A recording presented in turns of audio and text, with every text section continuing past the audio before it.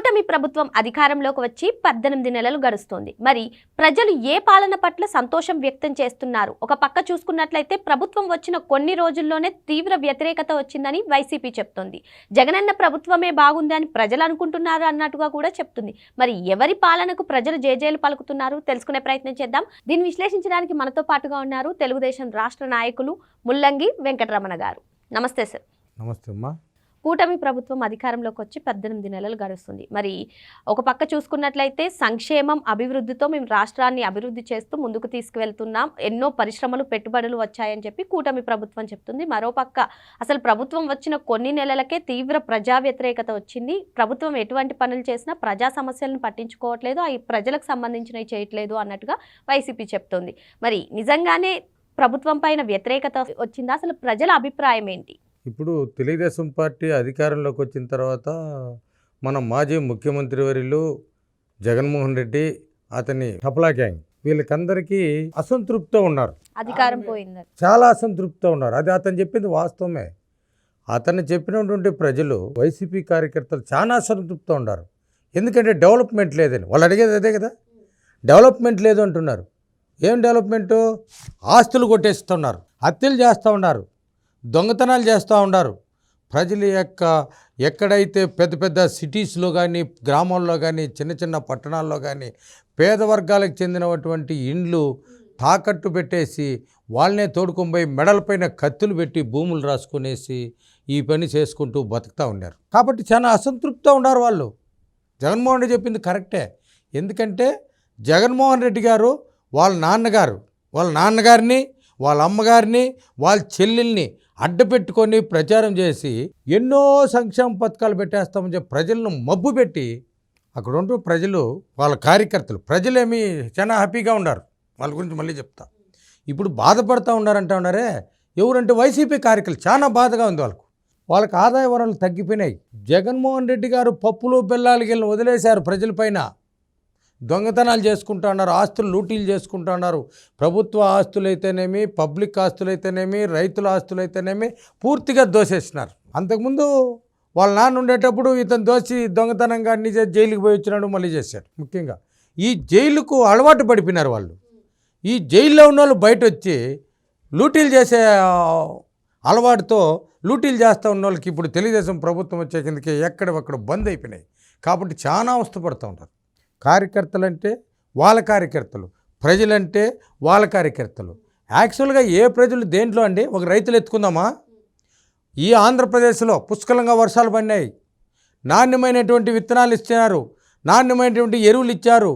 ఈ దేశంలో అగ్రగామిగా వ్యవసాయ ఉత్పత్తులు పండించినటువంటి రాష్ట్రం ఏదైనా ఉంటే తెలుగుదేశం ప్రభుత్వంలో ఈ ఆంధ్రప్రదేశ్ మాత్రమే. కానీ మామిడి రైతులను మోసం చేస్తుంది కూటమి ప్రభుత్వం. అసలు రైతులకు గిట్టుబాటు ధరే ఇవ్వట్లేదు అని చెప్తున్నారు కదా. మామిడి రైతులకు కేజీకి 4 రూపాయలు చొప్పున ప్రభుత్వం ఇచ్చింది, సబ్సిడీ ఇచ్చింది.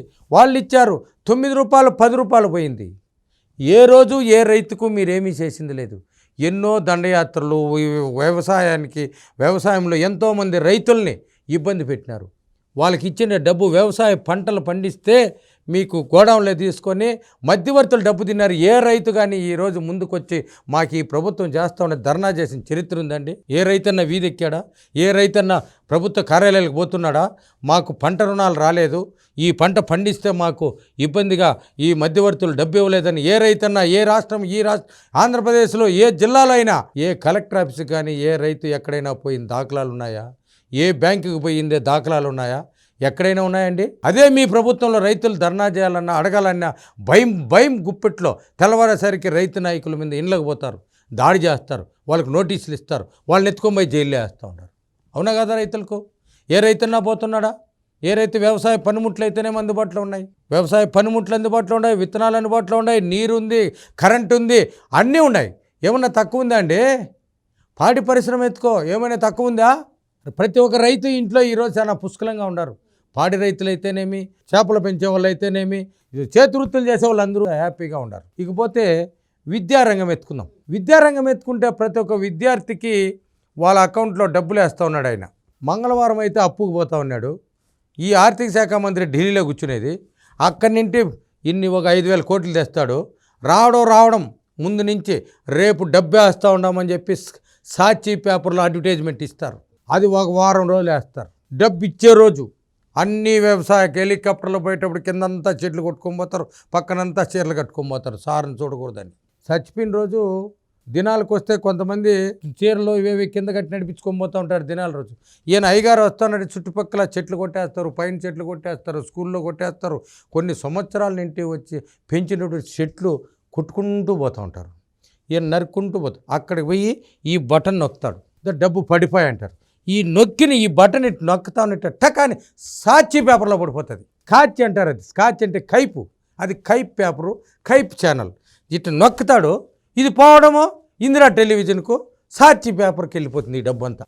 డబ్బు పడిపోయింది అని చెప్పేసింది. ఈ సెల్ ఎత్తుకొని వరుసగా చూసుకుంటా బ్యాంకు చుట్టూలు తిరుక్కుంటూ ఉంటారు.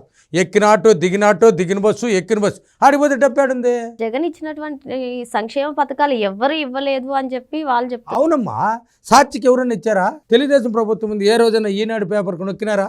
ఆంధ్రజ్యోతి పేపర్కి ఇచ్చినావా? మొత్తం సాక్షి పేపర్లు వారం రోజులు వచ్చేసే ఫోటో. ఏడన్నా ఇప్పుడు పేపర్ అడ్వర్టైజ్మెంట్ ఇస్తున్నాడా? చంద్రబాబు నాయుడు పోయి నొక్కతా ఉన్నాడా? ఎక్కడన్నా ఇబ్బంది పెడుతున్నాడా ప్రజలకు? ప్రోగ్రాం పెట్టుకుంటున్నాడా? పడతా ఉంది అంటున్నారు. నైట్ 12 గంటలకు పడుతుందో, తెల్లవారేసరికి అకౌంట్లో ఉంటుంది, లేదు 9 గంటలకే నైట్ అకౌంట్లో ఉంటుంది. చంద్రబాబు చెప్పిన డేట్కు నైట్ అకౌంట్లో ఉంటుంది. దానికి ఒక యంత్రాంగం, దానికి ఒక ఆఫీసులు, దానికి ఒక 500 మంది 5,000 మంది పోలీసులు, ఒక అందరూ పెట్టుకునేది, ఆడొక టెంట్ వేసేది, దానికి 50 లక్షలు 60 లక్షలు ఖర్చు, కోట్ల రూపాయల ఖర్చుతో ఆడిపోయి నొక్కిన డబ్బు ఆ నొక్కుతా ఉండే స్కాచ్ పేపర్కు, స్కాచ్ టెలివిజన్కి వెళ్ళిపోతుంది. ఏమన్నా రైతులు తిరిగి బ్యాంకుల్లో ఏమీ లేదు, జీరో. వాళ్ళ అకౌంట్లోకి వేస్తారు. వాళ్ళు పన్ను డబ్బు అంతా ఎత్తుకొని పోయి వాళ్ళ ఇంట్లో తాగుబోతులు, వీళ్ళు ప్యాకెట్ వాళ్ళు వీళ్ళు ఎత్తుకుంటూ ఆడేస్తారు. ఈ పిల్లలు తరిమేస్తారు. వాళ్ళు పోయి స్కూల్ వాళ్ళు బెదిరిస్తారు. వాడు ఏమరా ఈ పిల్లలు బెదిరించినామని. పాపం వాళ్ళ అప్పులు పడి స్కూళ్ళు పెట్టుకొని ఆ స్కూల్ వాళ్ళు మెయింటైన్ చేయలేక, జీతాలు వేయలేక అవస్థలు పడి చాలా ఇబ్బందులు పడిపోతుంటే వాళ్ళని బెదిరిస్తారు. నీ స్కూల్ మూసేస్తామంటారు. టీచర్లు బెదిరిస్తారు, స్కూల్ యజమానిని బెదిరిస్తారు. ఇవన్నీ చేసింది విద్యారంగంలో. యూనివర్సిటీలు కుదవబెట్టేశాడు, యూనివర్సిటీలో గ్రాంట్ తెచ్చేశాడు, యూనివర్సిటీ ఆస్తులను కుదవబెట్టేశాడు. అవునా కదా? పెట్టేశాడా లేదా? సాక్షాత్తు ఈ సచివాలయాన్ని కూడా కుదవబెట్టేసి, సచివాలయాన్ని కుదవబెట్టినావు, కలెక్టర్ ఆఫీస్ని కుదవబెట్టినావు. ఆయన పెట్టింది 2 వస్తువులు, ఆకాశాన్ని, సముద్రాన్ని. ఈ 2 ఏడా బ్యాంకుల్లో తీసుకునేదానికి లేదు. రికార్డులో ఉంది, నొక్కితే రాదు. 10-1 కావాలి దానికి వస్తే, గ్యారంటీ కావాలా? ఎవరండి ఆకాశంలో చుక్కలు ఇస్తారా? మబ్బులు ఇస్తారా? సాక్షి పెడతాను. లేదంటే ఆకాశంలో చేపలు ఇస్తారా? సంతకాలు పెడతాయా? మా పైన లోని అని ఇచ్చేసి ఉంటారు. దానికి కూడా పాపం చట్టం లేదు కాబట్టి అప్పులు కూడా ఆ విధంగా చేశాడు. 13 లక్షల కోట్ల రూపాయలు ఈరోజు ఎంవై కుదుర్చుకున్నాయి. ఈ ప్రపంచంలో ఉన్నటువంటి అన్ని రంగాల్లో ఉన్నటువంటి మన పారిశ్రామికవేత్తలంటే ఈ పొద్దు ఆంధ్రప్రదేశ్లోకి వచ్చి మేము ముందు ఉంటామని చెప్పేసింది. ఈరోజు 30% ఈ దేశమంతా కలిపి 70% అయితే ఒక ఆంధ్రప్రదేశ్లోని 30% 13 లక్షల కోట్ల రూపాయలు ఎంవై కుదుర్చుకున్నారు ఈరోజు ఆంధ్రప్రదేశ్. ఒక విద్యార్థి ఈ ఆంధ్రప్రదేశ్ చూస్తున్నారు. అమెరికాలో ఉండేవాళ్ళు కూడా వచ్చేసి ఈ ఆంధ్రాలో ఉద్యోగాలు చేసుకోవాలని చెప్పేసి వాళ్ళ తల్లిదండ్రులు త్వరలోనే మేము వచ్చేస్తాం, రాబోయే 3 సంవత్సరాల్లో ఆంధ్రాలోనే ఉంటాం, మీకు అందుబాటులో ఉంటామని అందరూ తల్లిదండ్రులకు ఫోన్ చేసి చెప్పుకుంటున్నారు. అది వాళ్ళు చేసేది. విద్యార్థులు తల్లిదండ్రులు ఆస్తులు, పాస్తులు, పూసలు, బంగారు అన్నీ కుదవబెట్టి చదువుకుంటే కూడా ఉద్యోగం లేదు. ఇతర రాష్ట్రాలకు పోయినారండి, ఇతర రాష్ట్రాల్లో ఉద్యోగాలకు పోయినారు. ఈ ఆంధ్ర రాష్ట్రంలో ఎవరున్నా ఉన్నారా?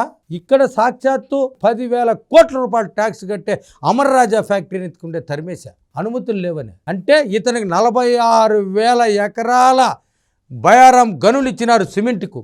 ఇతను తయారు చేసుకునే సిమెంట్కు 46,000 ఎకరాలు ఇతనికి ఇచ్చేసినారు. ఏ పారిశ్రామిక అభివృద్ధి, ఎలాంటి పొల్యూషన్ లేనటువంటి అమర్ రాజా బ్యాటరీని మాత్రం పొల్యూషన్ ఉండదని చెప్పేసి ఈ రాష్ట్రం నుండి తరిమేశారు.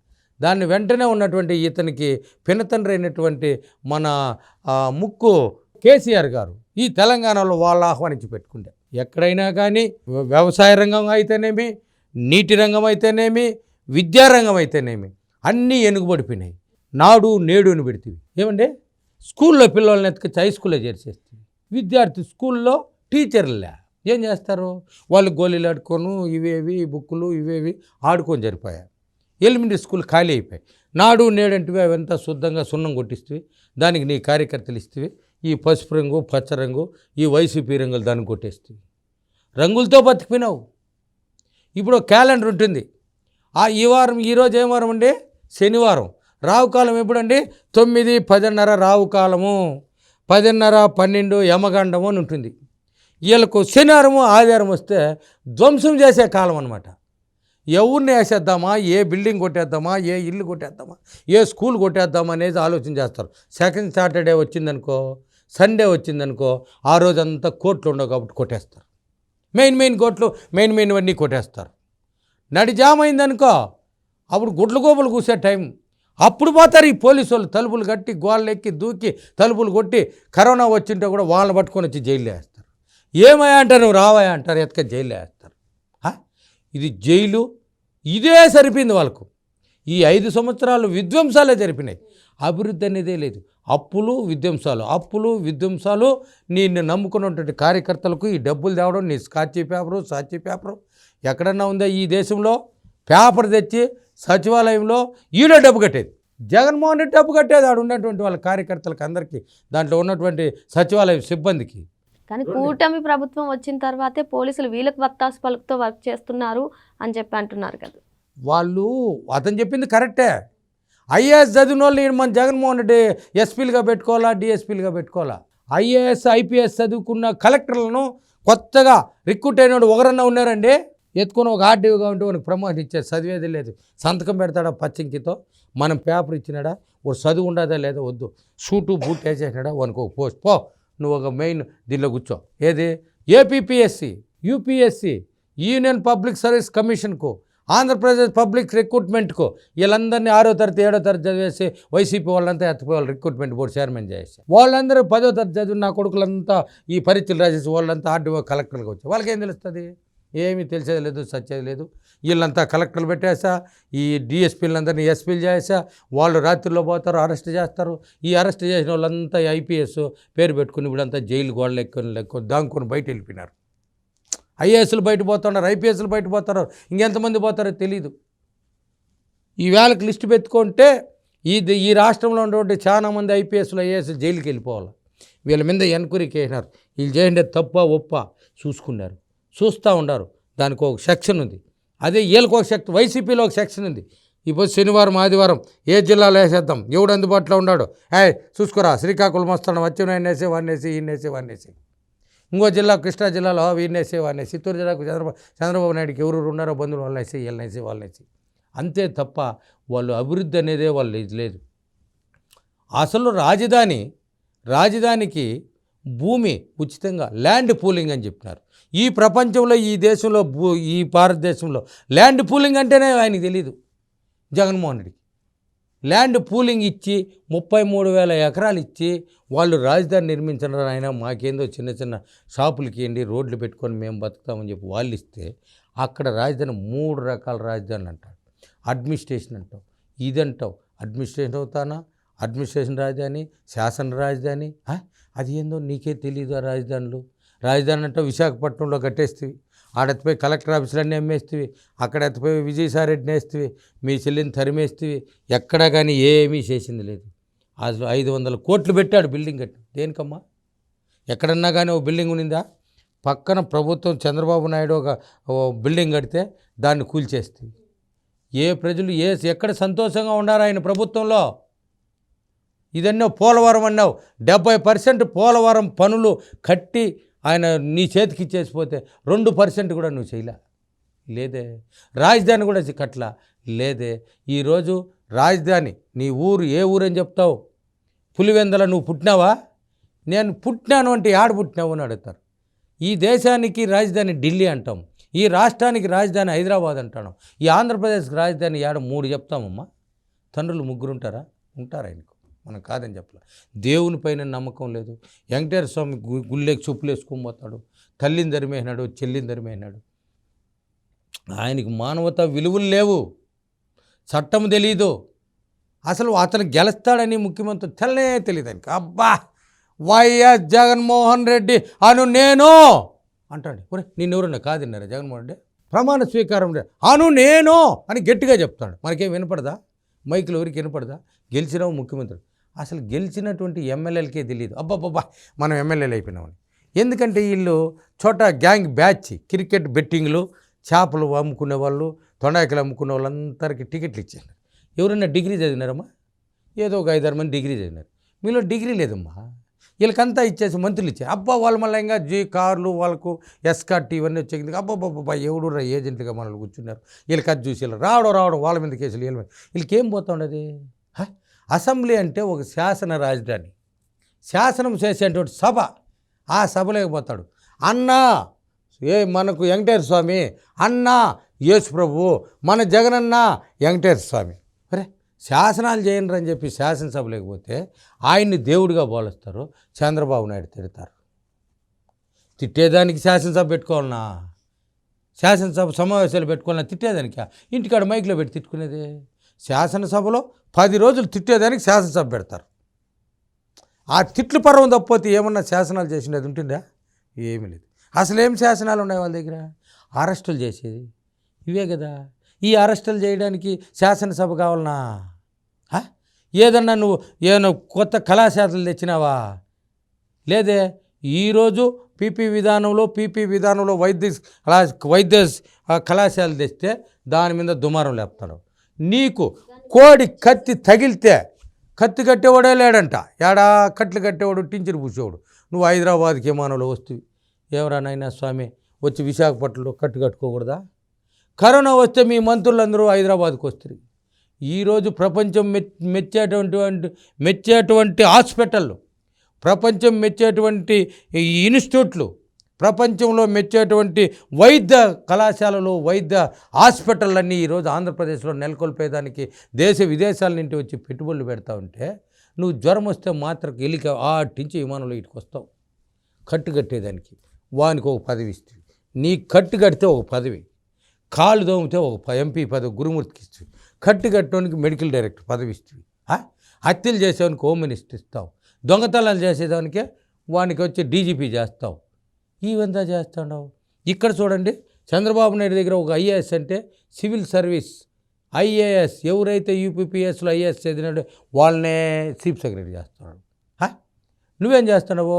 ఈ డిగ్రీ చదివి ఈ రిటైర్డ్ అయిపోయిన వాళ్ళు ఎవరన్నా ఉంటారు, పోలీస్ జైల్లో వాళ్ళని ఎత్తుకొని వస్తావు, ఒక పోస్టులో పెట్టేస్తావు. నీకు ఐఏఎస్కి విలువ లేదు, ఐపీఎస్ అంటే విలువ లేదు, ఎవరు లేదు. ఏదన్నా ఒక ఉద్యోగస్తుడు పోయి ఒక డిమాండ్ అడిగేదానికే నోరు లేదు. అడిగినానికి తెల్లారగింది కొన్ని సస్పెండ్ చేస్తావు. అవునా కదా? దళితులను తరిమికి చంపేస్తుంది. ఒక దళిత డాక్టర్ని పిచ్చోని చేస్తుంది. ఇప్పుడు నీకు పిచ్చి పట్టిందని చెప్పి ఎత్తేసేయాలి. నీకు పట్టింది పిచ్చి, నువ్వు చెప్పే దాంట్లో వాస్తవం లేదు. అదే నేను ముల్లంగి వెంకటరమణ అనేవాడు ముఖ్యమంత్రి అయితే ముందు నీకు పిచ్చి పట్టిందని వేసేసి ఉంటా. నీకు ఇష్టం వచ్చినట్టు చెప్పుకుంటాడు. వదిలేసింది తెలుగుదేశం ప్రభుత్వం. ఎందుకంటే వాడు పిచ్చోడని. నువ్వు ఏమన్నా చెప్పుకో, వాస్తవాలు ప్రజలకు తెలుసు. ప్రజలను మోసపెట్టేదానికి ఉంది ఆడైనా? ఈరోజు చంద్రబాబు నాయుడు ఇచ్చే పథకాలు అన్నీ అమలు అవుతుండయా? బస్సుల్లో పోతుండరా? తిరుగుతూ ఉండరా? టిఫిన్ తినేదానికి కూడా బస్సులో పోతుండారు. ఈ బస్సు ఎక్కి ఆడోళ్ళు అక్కడ పోయి మీలాంటి స్టూడెంట్లు టిఫిన్ పోయి బయట ఒక 7 కిలోమీటర్లు ఆడిపోయి టిఫిన్ తినవద్దని బస్సు ఎక్కిపోయి ఆ విధంగా అన్ని సౌకర్యాలు పెడితే సౌకర్యాలు లేవంటున్నారు. ప్రజలు అందుబాటులో రాలేదంటున్నావు. ఏమి రాలేదో ఒకటి చెప్పాయా? నీ మనుషులు ఎవరో రండి, మన ముందర కూర్చుందాం. యాడనో తను మీటింగ్ పెట్టు, ఒక డిబేట్ పెట్టు, వచ్చి కూర్చుందిరా. అన్నా క్యాంటీన్లు 700 పెట్టారు, 5 రూపాయలకు భోజనం పెట్టారు, అవి ఎత్తేస్తాయి. ఎన్నో ఉన్నాయి చెప్పాలంటే. అవన్నీ చెప్తే నోరు మీరు అన్నీ మూసుకొని కూర్చోవాలి వాళ్ళు అన్నీ. వాళ్ళంతా చెప్తా ఉంటే నాకు అసలు ఈ డిబేట్కే రాకూడదు అనుకున్నా. వాళ్ళని తిట్టే పని అసలు తిట్టాలంటే కూడా నాకు మనసు ఒప్పలేదు. ఏమీ లేనో లేదో వీళ్ళు ఎందుకు మాట్లాడాలా? నాలెడ్జ్ లేని ఏమన్నా బుర్ర ఉండవంతో మాట్లాడితే బాగుంటుంది. బుర్ర లేనంత ఏం మాట్లాడేది? ఒక సంచి ఉంటుందండి, లేదా ఒక సీసా ఉంటుంది, పగిలిపోయిన దాంట్లో నీళ్ళు పోస్తే నిలుస్తాయా? ఈ దుంగపడిపోయిన దాంట్లో పోస్తే నిలుస్తాయా? మీ బుర్రలే లేవు. మీ బుర్రలకి ఏం చెప్తే ఎక్కుతుంది?